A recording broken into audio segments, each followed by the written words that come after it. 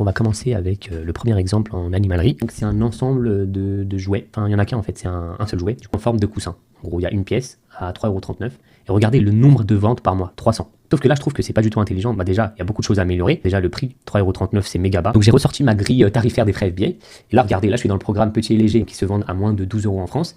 Et là, regardez, le moins cher que j'ai, donc pour une enveloppe de 20 grammes avec ces dimensions-là, on est déjà à 2,24 €. Donc ce mec, il est en train de vendre un produit 3,39 € alors qu'il a plus de 2 € de frais de port. Donc je pense que là, pour moi, c'est impossible qu'il marche. Parce que derrière, il y a aussi la commission Amazon, d'accord. Il y a le coût du produit, le coût du transport, et en plus, il est en FBA.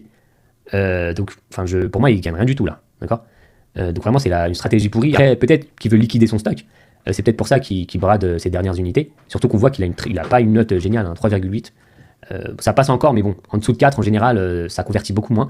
Mais en tout cas, vous avez vu là, avec cet exemple pourri, d'accord, où le gars vend un jouet pour chat, avec un listing complètement pourri. Il y a une seule image, alors que le mec, il vend une pièce, on a l'impression qu'il vend tout le lot. On comprend pas vraiment. Ensuite, il n'y a pas vraiment les bénéfices du produit, il n'y a rien, il n'y a même pas de bullet point, quoi. Et pourtant, le gars en vend 300 par mois, avec un listing aussi pourri. Là, comme j'ai dit, il gagne rien, ce mec-là. Mais par contre, imaginons que vous faites ça intelligemment, vous vendez un jouet pour chat, mais que au lieu de mettre à 3 € pièce, vous faites un lot, disons, entre 20 et même 30 €. D'accord, si on a un lot de produits qualitatifs qui sont bien mis en avant, en prenant, si possible, des mannequins chats avec des mises en pratique et tout, avec le chat qui utilise le produit, bah ça, ce serait fou. Et là, imaginons 300 x 30, là, c'est plus la même histoire, quoi. Voilà.